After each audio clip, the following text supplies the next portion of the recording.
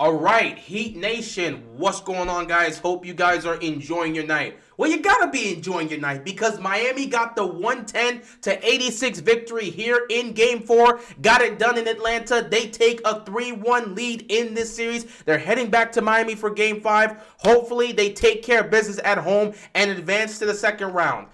Great job tonight by this Heat team. They took this game over in the second quarter and did not look back. Dominant performance by Miami, bouncing back from a tough loss in Game 3. This is what we're talking about here, man. This is exactly what you want to see from the Miami Heat. You let Game 3 slip out of your hands, a game that you should have won, but you respond by coming out here and dominating for a majority of this game.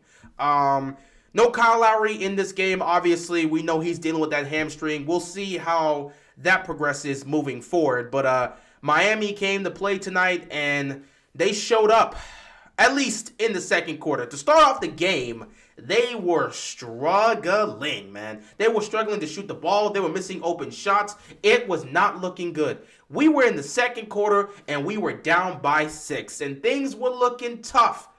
But for the most part, I don't think anybody was really worried. We expected Miami to get themselves together. But what we saw from them was so similar to Game 1. It was fantastic. So we're down by 6 here. And, you know, the Hawks, at this point, they're really getting whatever they want because they're just taking advantage of whatever they're seeing on the court. You know, whether they're having to deal with Martin, whether they're having to deal with Hero sometimes when he's playing defense, what are they having to deal with Duncan Robinson? They take advantage of that. So they were taking advantage of whatever mismatch or whatever point in our defense they were able to attack. And they just continue to bring that energy. And Clint Capella, him coming back, definitely brought the energy for them in that first quarter. Trae Young was also getting active in that first quarter. So those guys went at us in that first quarter. It was tough.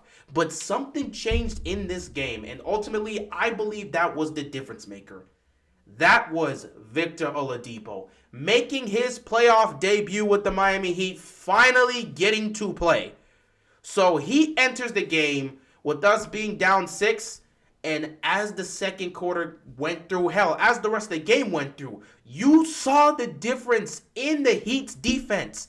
And Atlanta had no answer for this.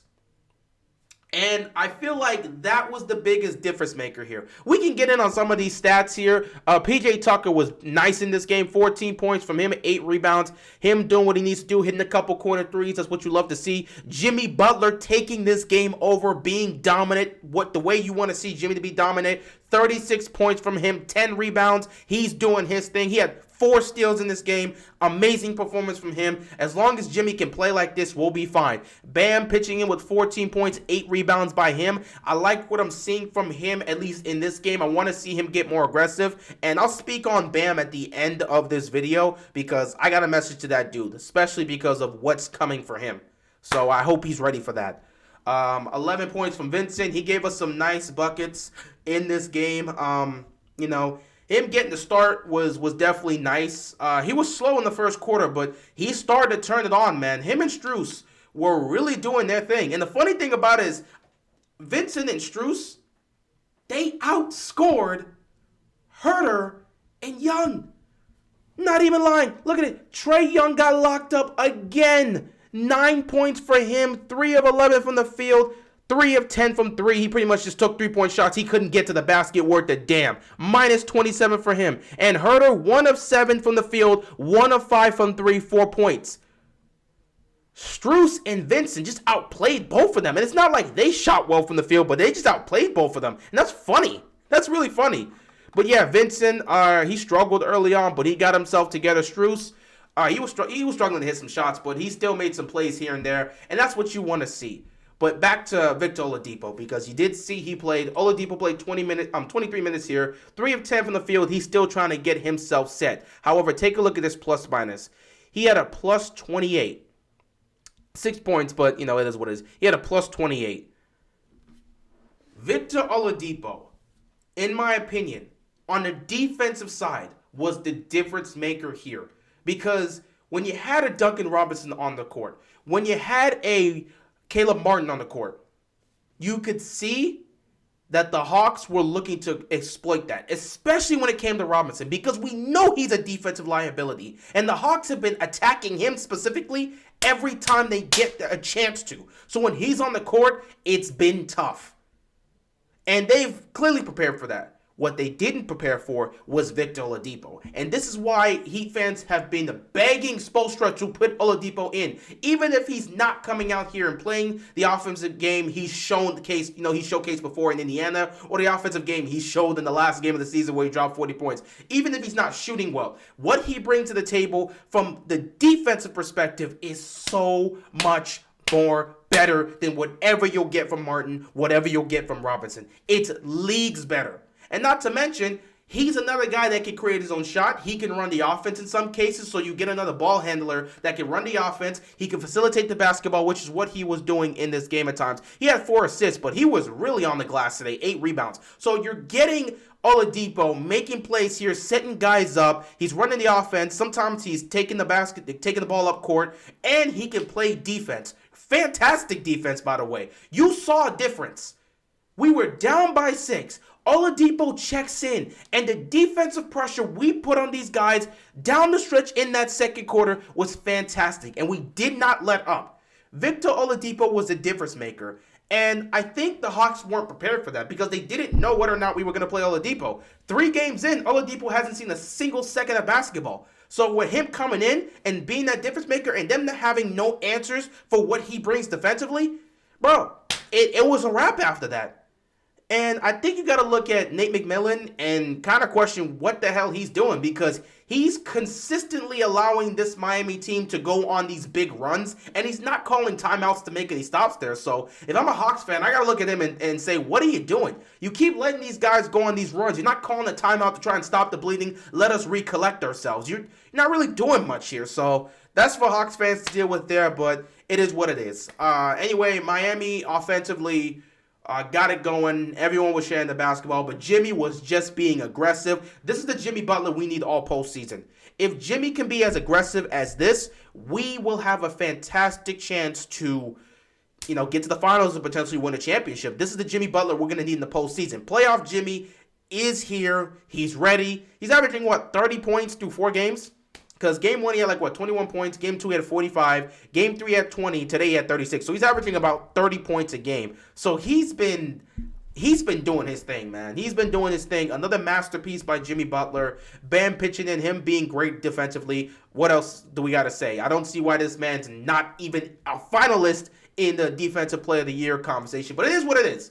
So, Bam playing defense, Jimmy playing great defense, PJ Tucker being a menace defensively and hitting some great shots. Love what I saw there. Vincent was actually heating up. He was also playing defense a lot better down the stretch, especially when Oladipo came in. So that was great. Strus still being great on the defensive side, hitting some nice baskets here. And Victor Oladipo just coming in and just changing everything on the defensive side. One person I have not mentioned so far was Tyler Hero. Tyler Hero struggled. 1 of 8 3-points for him.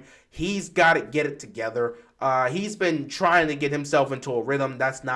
It's been a struggle for him. He's got to figure it out. But, other than that, we did what we needed to do. Our starters just took this game over and did what they needed to do. Our starters just straight up out-hustled, outplayed, out-defended anything Atlanta could throw at us.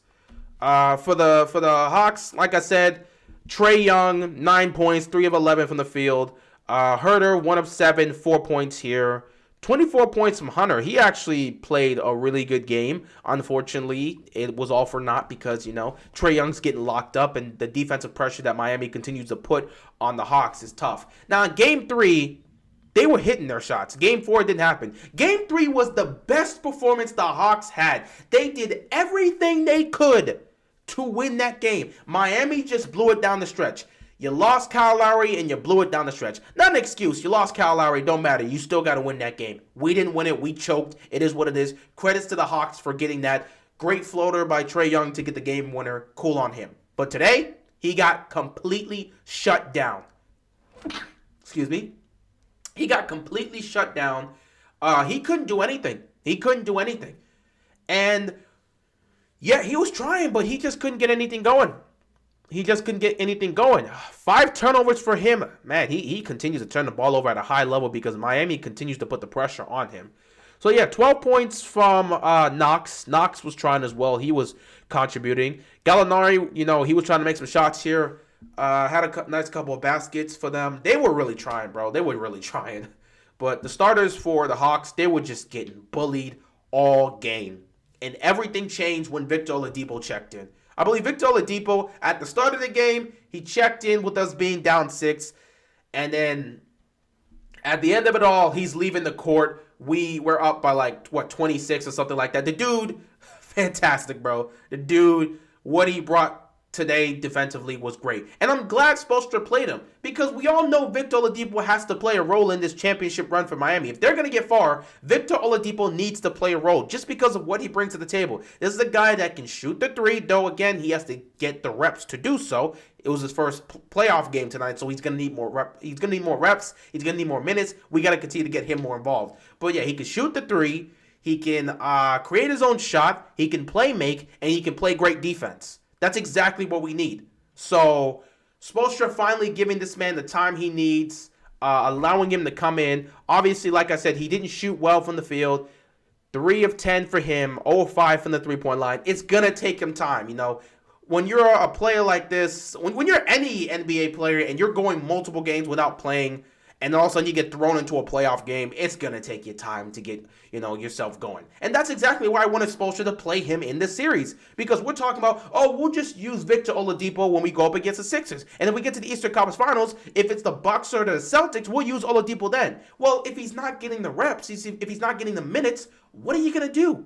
You can't just throw him out there against the Celtics or the Sixers and think that's going to work. Use this Hawks series as an opportunity to give Victor Oladipo the minutes. Victor Oladipo needs his minutes. He needs his reps. He needs basketball time on the court. Let him play in these games. He clearly showed today how much of an impact he was defensively. Give him time to get his offense straight. Once he starts hitting those shots, he will be a huge difference maker. I think with Oladipo getting this time, you're going to start seeing Duncan Robinson get used less and less. If you think he's being utilized less now, just wait till you see what happens in the later series. Because especially if we go up against Boston. If we go up against Boston, I don't even know if you can play Duncan Robinson in that. Do you understand what they do defensively? Do you understand how well that Celtics team plays defense? Do you understand how well they play? Not to mention what they do offensively. When you got Tatum and Brown on the court, you want to put Duncan Robinson in that sort of matchup? Or would you rather have Victor Oladipo on the court to try and match them defensively? Because I know Oladipo can guard them. I know Oladipo can at least put some pressure on Jaylen Brown. I know if he's matched up against Tatum, I'm not saying he's going to win that matchup, but he can put some pressure and make it harder for Tatum instead of Tatum just having to deal with Duncan Robinson where he could just easily take advantage of that. No, Victor Oladipo is a massive improvement defensively. A major improvement defensively over anything Duncan Robinson brings to the table. And I love Duncan Robinson. When he's hot, he's hot. He's red hot. When he's hitting those threes, good luck stopping him. But if he's not hitting those threes, if he's not even getting those looks, he does nothing for you on the court. Victor Oladipo, if he's not hitting his shots, he's going to do multiple things on the court, both offensively and defensively, and that's what we need. So you got to get Oladipo those reps. And I'm glad Spoelstra gave him the opportunity tonight to get those reps, and you clearly saw the impact he had defensively. Now if we can just get him going offensively, we will be better moving forward. All right. That's pretty much what I got to say about the game, but I do have a message for one person here. Bam Adebayo, 6 of 11 tonight, 14 points, 8 rebounds. That's a good game from you. You played well. Again, you were playing elite defense. I don't have to question that for you. But Bam, I just want to say this. I hope you have been enjoying the matchups you've been dealing with here, bro. I hope you've been enjoying locking up Trae Young and then in this game having to deal with Capella, who again is coming, back from his injury, and he really didn't do much. I didn't even really speak on Capella. 104, 21 minutes for him, 2 points. He didn't really do much for them. He got 7 rebounds, so that's nice, but, they tried to get him involved, but, him and Trae Young, they just couldn't get anything going. So, yeah. But, Bam, I hope you've enjoyed locking up Trae Young. I hope you've enjoyed going up against Capella here because I hope you realize your job is about to get immensely, and I mean immensely, harder because what you have to deal with in the second round is a whole different animal. And Bam, I need you to be prepared for this, bro. Sitting here having to deal with Collins, having to deal with Trae Young, having to deal with Herter, that's great. That's cool. I hope you've enjoyed that. You do understand, in the next round, you're dealing with Joel Embiid. That is your matchup. Joel Embiid. Buddy, you better get your offense together. That's all I'm going to say. Because defensively, I know you're going to put the pressure on Joel Embiid. But offensively, there are going to be times where you're matched up against him in the post, and we're going to need you to go to work. If you cannot score against Joel Embiid, we are going to be in trouble in that series. Because I know Embiid is going to have moments where he scores on you, though I know you're going to play great defense. But if you cannot do anything offensively against Embiid, we are going to have some issues against the Sixers. So, buddy, I hope you've enjoyed dealing with the Hawks. You've got Embiid in the next round. So if we close out in Game 5 and move on to the second round, understand Embiid is your guy to guard. That is your assignment. You're going to be battling that man down low. So I need you to be ready for that. Got to get your offensive game together. You know, in this series, I'm not worried about your offensive game. Of course, we know you were coming off of COVID, trying to get yourself together. It's fine, buddy. I'm cool. I have nothing to say about how you've played in this series. You're getting yourself together. I'm cool with it. But in the next round, assuming we close this out 5 and, the Sixers close out 5, in the next round, when you got to deal with Embiid, bro, I'm going to need you to show up offensively. I know you'll show up defensively, but I need you to show up offensively. Because that's going to be your matchup. And if you cannot score on this dude, we're going to be in trouble. I just want to point that out. So that's all I got to say. With that being said, Miami takes the win. We move to 3-1 on this series. Heading back to Miami for Game 5. Hopefully we can close out and advance to the second round. With that being said, that is all I've got, and I'm out of here, man. Peace.